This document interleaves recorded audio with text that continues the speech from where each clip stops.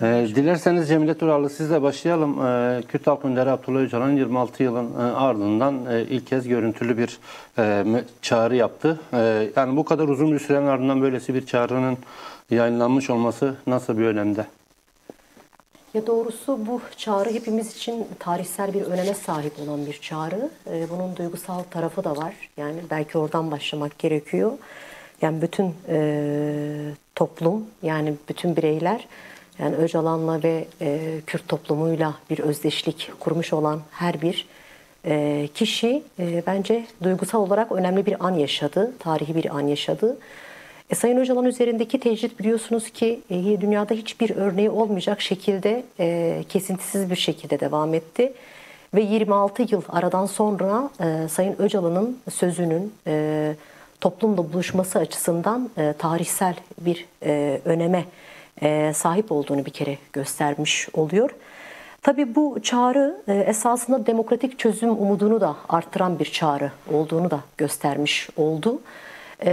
Yani Sayın Öcalan'ın her bir sözünün toplumda buluşması, yarattığı etki, özellikle toplum nezdinde ve dünyada da çok yoğun, büyük etkileri olan olduğunu kabul etmek gerekiyor. Özellikle biliyorsunuz son süreçle ilgili olarak toplumsal bir güvensizlik vardı. Yani birçok taraftan bu güvensizliğin oluştuğunu söylemek mümkün. Toplumsal güvenin oluşmasında da bu çağrının çok büyük bir etkisi olduğunu söylemek mümkün. Yani Sayın Öcalan yine bir kurucu lider olduğunu, yani toplumsal dönüşüm ve değişimde ne kadar kilit rolün olduğunu bir kez daha da hatırlatmış oldu. Esasında da belki de onun bu sürecin en önemli öznesi olduğunu da bu video, bu görüntü bize bir kez daha göstermiş oldu diyebiliriz. Yani Cemile Tural, şimdi Kürt Halk Önderi Abdullah Öcalan'ın çağrısında bir kez daha meclise işaret edildi. Yani bu noktada mesela meclis nasıl bir çalışma yürütmeli? Çözüm için nasıl bir rol almalı? Yani meclis önerisi Sayın Öcalan'ın aslında başından beri sürekli dile getirdiği, önemsediği bir vurgu. Çünkü hatırlıyorum özellikle Bahçeli'nin o yöneliminden sonra, açıklamasından sonra Sayın Öcalan bazı tarafları muhatap alan bazı mektuplar kaleme almıştı. Onlardan bir tanesi de yani diyelim ki sivil toplum bir tarafını oluşturuyordu, siyasi partiler de bir yönünü oluşturuyordu. Ve diyordu ki mutlaka yasal bir zemine oturtulacak şekilde bir komisyonun meclis nezdinde kurulması gerekiyor. Yani başından beri çok üzerinde durduğu bir önemli bir öneri gerçekten de.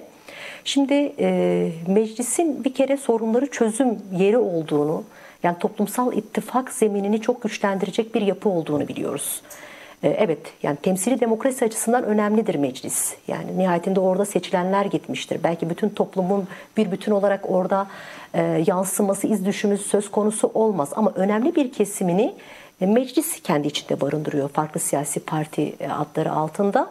Tabii Sayın Öcalan'ın önerisi meclis nezdinde bir komisyon oluşturulurken sadece bunu parlamenterlerle, siyasi partilerle değil de aslında buna dahil olabilecek birçok STK, kitle örgütünün, toplumsal farklı kesimlerin, kişilerin, bireylerin de dahil olacağı, bir ittifak halinde olacağı bir meclis komisyonunun oluşturulmasıydı.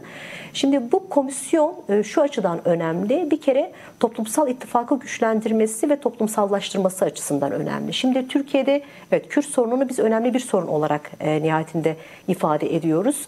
Birçok aslında sorunun da ana kaynağı olabilecek bir sorun. Ve bu sorunla yüzleşilmeden diğer sorunların zaten çözümü pekala mümkün olmuyor. Ve Kürt sorunu bir demokrasi sorunu, bir demokratikleşme de sorunu aynı zamanda. Bu şekilde ifade ediyoruz. Şimdi demokratikleşmeyi toplumsal ittifakla, tartışmayla, müzakereyle ancak aşabilirsiniz.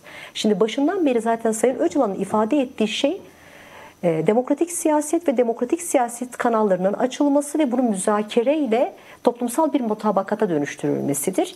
Şimdi meclisin böyle bir rolü var. Yani tabii ki bunun hukuksal statüsünün sağlanması, yani halkların bir statü kazanması, temel hak ve özgürlüklerinin korunması, bir yönünü oluşturur. Yani bunun yapısal soruna karşı olan yapısal çözüm önerileri hukuki tanıma, yasal ve hukuki adımlar olarak da ifade edebileceğimiz bir zemini mecliste pekala yapabilirsiniz. Ama diğer taraftan da barışı toplumsallaştırabileceğiniz bir müzakere yeridir meclis. Toplumsal ittifakın birliğidir meclis. Dolayısıyla yani meşruiyeti oradan sağlayabilirsiniz. Bu anlamda hakikaten tarihi öneme sahip olan bir aşamadır meclisin komisyonun kurulması ve bu var olan süreci de güçlendirecektir. Yani var olan süreci kolaylaştırması yanı sıra aynı zamanda da güçlendirecektir.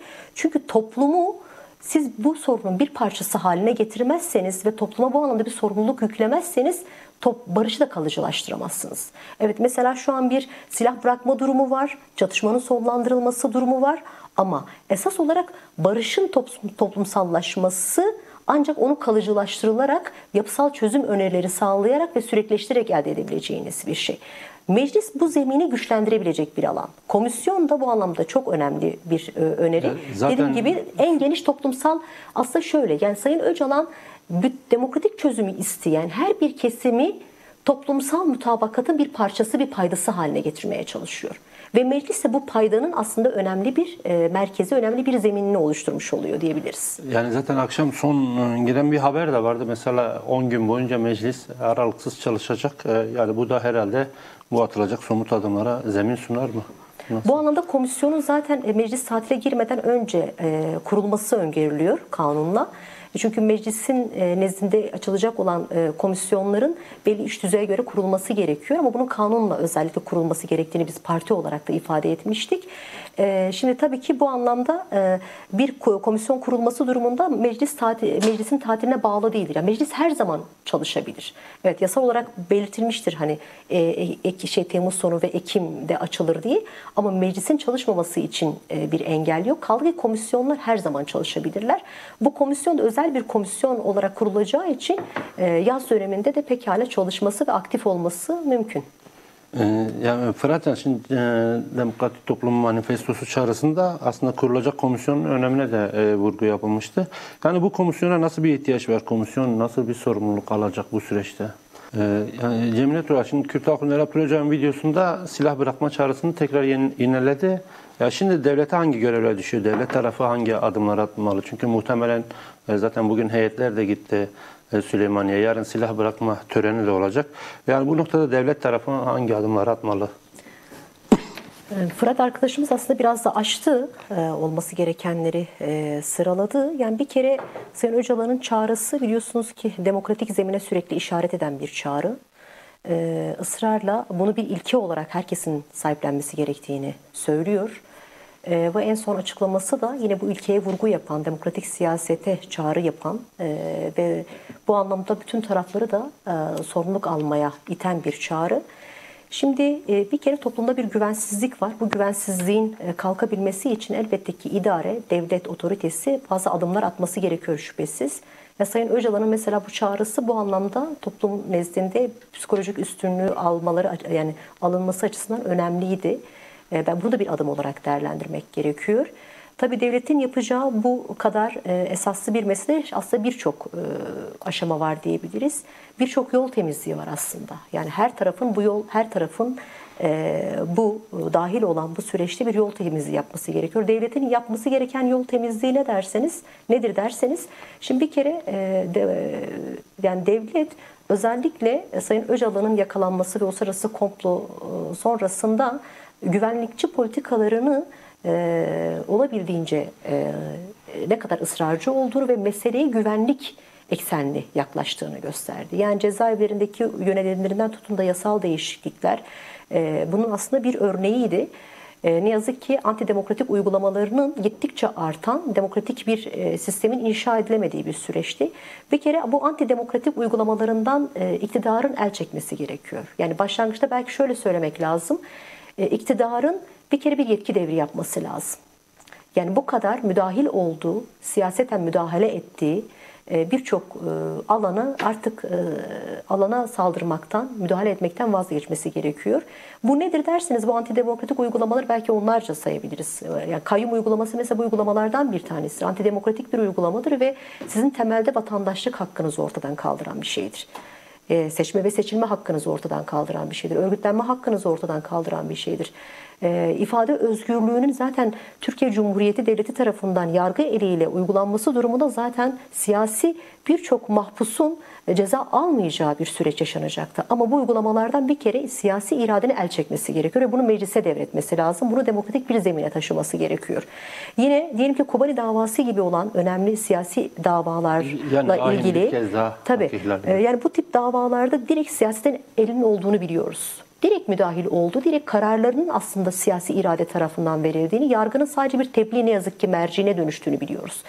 Ben de bu davayı takip eden avukatlardan biri olarak biz kararların bir kısmını basından öğrenirdik. Mesela bütün siyasi mahpusların özellikle siyasetçilerin ilk tutuklama süreçlerine ve sonrasına bakın iddianamenin içeriğinden tutun da dosyada gizli kararı olmasına rağmen tutuklanmaya kadar hepsi belli ana akım medya organları tarafından servis edilirdi ki bu siyasi iradenin zaten müdahilliğini gösteren bir şey. Dolayısıyla hani ilk elden bir kere siyasetin buradan elini çekmesi lazım. Bunu demokratik zemine taşıması gerekiyor ve hukukun da rolünü buna göre oynaması gerekiyor. Yine dediğim gibi az önce de ifade ettik. Komisyon bence çok olmazsa olmazdır zaten. Demokratik zeminde çatışma ve çözümü sonlandıracak ve kalıcı barışı toplumsal barışa dönüştürecek, toplumsal ittifakı en güçlü bir zeminde sağlayabilecek olan bir alanın bu anlamda komisyon üzerinden örgütlenmesi çok önemlidir. Bunun olması gerekiyor. Yine kayyumlar çok önemli. Çünkü antidemokratik bir uygulama, yasal karşılığı doğrudan yok. Kanun dolanarak aslında yapılan uygulamalar bunların hepsi. İdari Gözlem Kurulu biliyorsunuz yani artık can alıyor. Yani o kadar siyasallaşmış ki yaşam hakkını, sağlık hakkını, adil yargılanma hakkını hiçe sayan tamamen yani bir infaz rejimine dönüşmüş durumda. İdari Gözlem Kurulu verdiği kararlarında. En ağır mahpuslarla ilgili olarak dahi çok gerekçesiz, çok keyfi kararlar verdiğini biliyoruz. Mesela bu mekanizmaların bir kere aradan çekilmesi gerekiyor.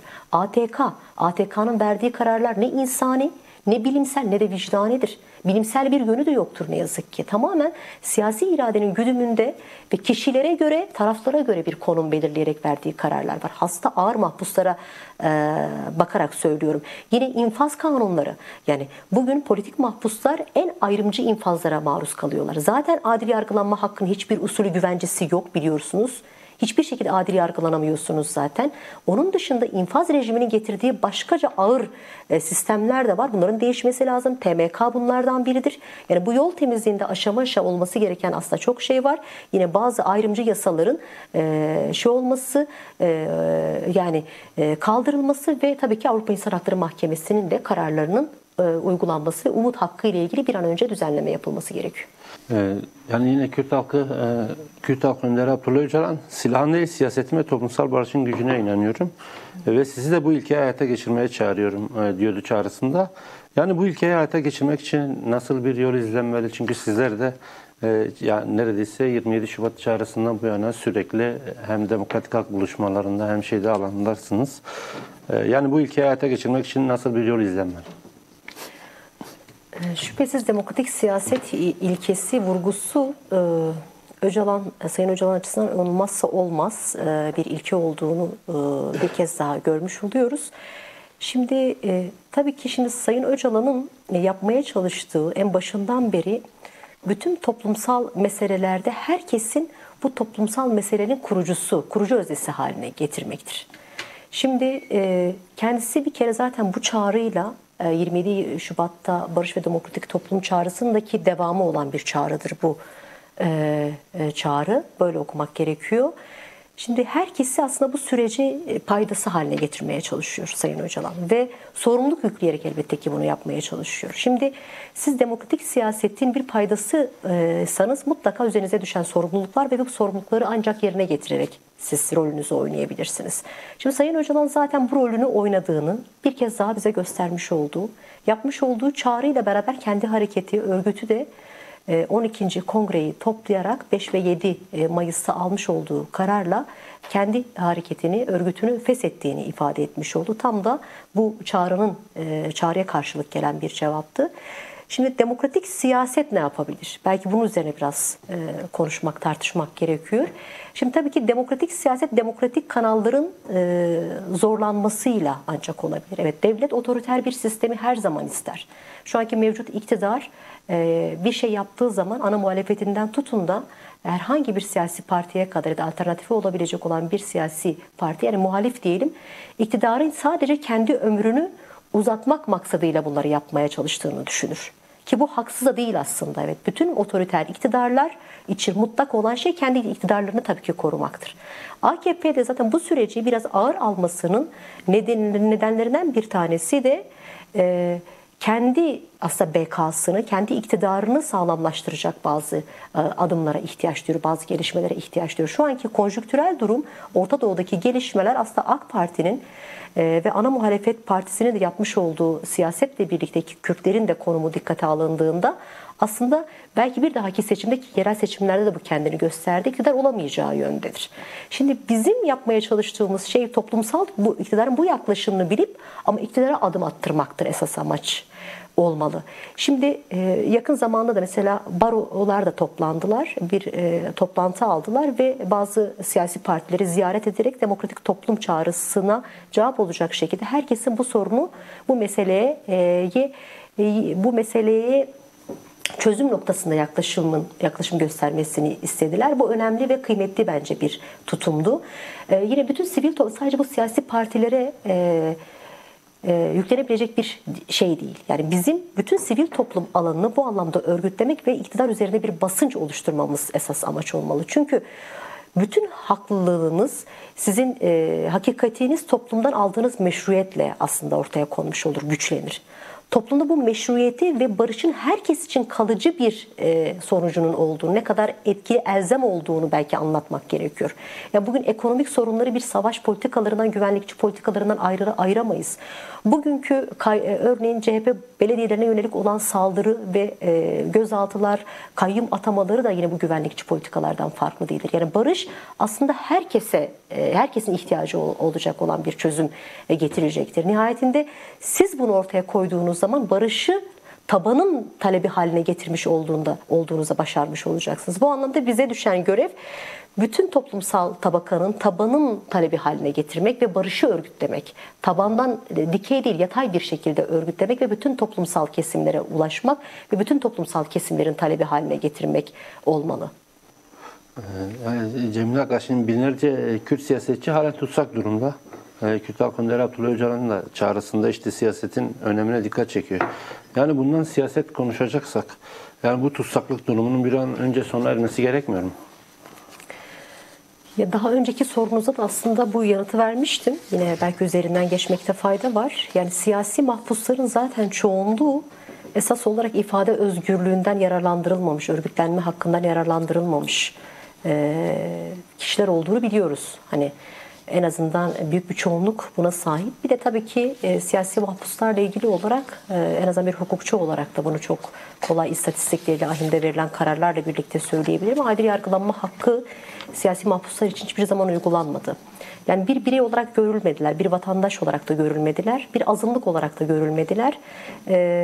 Tırnak içerisinde terörizm ifadesiyle aslında bütün hakları, yaşam hakkından tutun da kötü muameleden tutun da örgütlenme hakkı, ifade özgürlüğü, hepsi bu haklar hiçbiri kullandırtılmadı zaten onlara. Bir kere bunların hiçbir suçlamanın konusu değildi. Yani siyasi mahpuslar bir suç işlediği için ceza almadılar. Bir adli mahkum gibi bir cezayı infaz etmek için bugün hükümlü değiller. Bunun bir kere buradan anlaşılması gerekiyor ki siyasi mahpuslar evet bugün demokratik siyasete katılımını esas alacak yol ve yöntemler belki bulmak gerekiyor. Şimdi eğer bunlar siyasetçi ise ve bunlar diyelim ki bir örgütün üyesi ise demokratik siyaseti tercih ediyorlarsa demokratik siyasete katılımını sağlayacak bir takım mekanizmaları örmek gerekecek onlar için. Ve tabii ki bir an önce en başta yapılması gereken bugün haklarına kesinleşmiş olan bütün siyasi mahpuslarla ilgili olarak bir kere bir yasal düzenleme yapıp bir af niteliğinde bir kanun çıkartıp infazları durdurup aslında salıvermelerini sağlamaktır. İkincisi de tutuklu olanlar için derhal tahliye kararı verilmesi gerekiyor. Kobani davasında da olduğu gibi. Dolayısıyla hani demokratik siyasetin zeminini yani alanını teşvik edecek yol ve yöntemlerle devletin yaklaşması gerekiyor. Tabii onun dışında silah bırakacak olan gerillalar ne olacak? Yani bugün biz biliyoruz ki yani şiddeti bir kendi gerekçesiyle bir yöntem zorunlu olarak ifade eden kişiler yani siyasal hareketin üyeleri ki hani tutuklandıkları zaman da bunu kendi ifadelerinde de zaten ifade etmiş oluyorlar. Eğer bugün şiddetten vazgeçiyorlarsa siyasal katılımı, demokratik siyaseti esas alacaklar. Yani yöntem olarak demokratik siyasetteki mücadele yöntemini tercih edeceklerse bu alanın güçlendirilmesi ve bununla ilgili olarak yasal düzenlemelerin yapılması gerekiyor. Evet bugün diyelim ki PKK silah bırakmış olabilir, fesih kararı almış olabilir ama kendi örgütünden, kendi taleplerinden vazgeçmiş değildir. Kendileri de bunu ifade ediyorlar. Yani sadece demokratik yöntemi o yöntemin yerine koymuş oluyorlar. Birine tercih etmiş oluyorlar. Dolayısıyla bu alanın teşvik edilmesi gerekiyor ki siz bu alanı hala inkarla, hala görmezden gelerek demokratik siyasetin önünü kapatarak yaklaşırsanız silahı siz teşvik etmiş olursunuz aslında. Farklı bir yöntemle bu sefer çıkar. Toplumsal bir öfkeye neden olmuş olur. Bu da aslında toplumsal barışı getirmez. Bu da iktidarın da aslında istememesi gereken bir şey olması lazım. Dolayısıyla hani bu noktada yasal düzenlemelerin çok yönlü olması gerekiyor. Bütüncül bir hukukla aslında yaklaşılması lazım. Kürtlerin mesela temel siyasal hak talepleri neye ilişkindir? Biliyorsunuz ki kimlik, kolektif bir kimliğe ilişkindir. Kendi dili halen ana dilde eğitim olarak göremiyor kendi dilini. Bir kamusal anlamda bu dilini kullanamıyor. Ve bu dil ciddi anlamda 100 yıldır asimilasyon baskısıyla, saldırısıyla halen devam ediyor. Ve bunun yerine koyabileceğiniz ne olmalı? Toplumsal barışı sağlayabilecek, toplumsal uzlaşıyı sağlayabilecek vatandaşlar için en temel hakkı olarak görebileceğimiz diline saygı duyarak başlamalısınız. Siz bir kişinin diline saygı duymuyorsanız, ana dilde eğitim almasının yollarını aşmıyorsanız zaten bir barış inancınızdan, bir barış yaklaşımınızdan bahsedilemez. Mesela Fırat'ın da bahsettiği Afrika modeli tabii ki önemli ama şu an Kürtlerin sadece talepleri bir dil talebi değil, kendilerini siyasal katılımla ilgili talepleri var. Kendi kendilerini yönetmeyle ilgili bir talepleri var. Klasik bir dil talebi değil bu. Kendi dilini, kendi coğrafyasında kendisini yönetebildiği ve diğer halklarla birlikte ortak yönetebildiği bir modeli geliştirmek istiyor bugün Kürtler ki Rojava biliyorsunuz bunun en açık örneği. Bugün bir model olabilmişse dünyaya, ilham olabilmişse bu bahsedilen demokratik özgürlükçü, kadın özgürlükçü bir paradigmanın bugün yaşamsallaşması ile sağlanabilmiştir bu. Ki biz bu yaşamsallaşmayı da Sayın Öcalan'ın her vurgusunda da görebiliyoruz. Çünkü en nihai sözlerini de söylerken inşa etmekten bahsediyor. Yani dönem demokratik toplum mu oluşturma ve inşa etme süreci olarak da ifade ediyor. Ya Cemile Aga, şimdi Türkiye'de iç barışın sağlanması dışarıya nasıl yansıyacak mesela? Özellikle Orta Doğu, genelde dünya hangi olumlu gelişmelere yol açar mesela bu iç barışın sağlanması? Şimdi kendi zaten iç barışını sağlayamayan hiçbir toplum dış barışı da sağlayamaz. Yani bu hep genel bir kuraldır aslında. Önce kendi birliğinizi sağlamanız gerekiyor. Birbirinizi tanımanız lazım. Birbirinizi tanırken anlamaya çalışmanız gerekiyor. Yani o zehirli dil ifade ederken aslında zehirli dili kullanmak birbirini tanımayı reddetmektir. Yani gerçekten tanımak, yani anlamak tanımayla başlar. Yani belki de bu süreç böyle bir süreç. Sayın Öcalan'ı bu haliyle Türkiye toplumu da her kesimden bu şekilde tanımış oldu. Çağrısını herkes duymuş oldu. Herkes bir şekilde bir anlam yükleyecek bunu. Yani farklı anlamlar yükleyenler de var ama Sayın Öcalan kendine çok güveniyor. Yani bütün çağrılarında bunu görebiliyoruz. Yani ben ikna edemeyeceği kimse yok diye düşünüyorum. Bu kadar kendi paradigmasına güveniyor. Kendi görüşmelerinde de ısrarla bunu hep ifade ediyor. Çünkü kendine inandığı için inandırması da kolay. Yani bir şeyi bir kere siz inanmanız gerekiyor ki inandırabilirsiniz. Ve Sayın Öcalan bu kadar yıldır, 26 yıldır kesintisiz süren tecride karşı büyük bir direniş gösterebilmişse Gerçekten bu inanç, bu kararlılıkla ilgili olan bir şey. Dolayısıyla bu kendisine ve aynı zamanda da bütün dünyaya da Kürtlerin meşruiyetini ve kendi paradigmasının da meşruiyetinin Orta Doğu gibi yani nasıl diyeyim, kızıl kıyametin olduğu, cehenneme dönüştürülmek istenen bir bölgenin de panzehri, bir çözüm yeri, çözüm fikriyatını da oluşturmuş oluyor. Ve dolayısıyla dünyada da ciddi bir meşruiyet de sağlamış oluyor. Dünyaya da aslında ilham oluyor. Evet, dünya örnekleri hepsi kendine özgüdür. Bütün çatışma çözüm süreçlerinde üçüncü bir kişi vardır, doğru, ama Sayın Öcalan'ın kendine olan güveni ve süreci tahlil gücü, taraflara olan yaklaşımı ve kendine inanması bunu da aşacak, bu bariyeri de aşacak bir yerden yaklaştığını da gösteriyor. Bu açıdan ben bu barışın bütün dünyaya ilham olacağına inanıyorum. Şu an Rojava, hatırlarsanız 2015 sürecinde çözüm sürecidir Rojava'nın kurtuluşunu sağlayacak olan. Şu an Rojava bugün 2013-2015 arasında bir çözüm süreci, bir demokratik siyasetin bir tercih olarak Sayın Öcalan liderliğinde yürütülen bir süreç olmamış olsaydı bugün Rojava olmayacaktı. Bugün Rojava var ve var olmaya da devam edecek ve en güzel model olarak da bütün dünya için bir model olarak da kendini göstermiş olacak ki biz Rojava'nın bütün dünyaya ilham olacağı bir model olduğunu düşünüyoruz. Yani dikkat edin, evet, biz Kürtler 100 yıllıktır bir inkar ve siyasetinin karşısında mücadele verdiler. Kaldı ki Sayın Öcalan bunu varlığın tanımlanmasına karşı bir mücadele olarak ifade ediyor. Yani varlığın tanınması için yürütülen bir mücadele. Evet, varlık tanındı diyor en son çağrısında da. Şu an ne yapmak gerekiyor? Belki varlığa yeni bir anlam katmaya çalışıyor. Yani farklı varlıklarla bir anlam katmaya çalışıyor. Programın da sonuna geliyoruz. Sizin son sözlerinizi de alayım.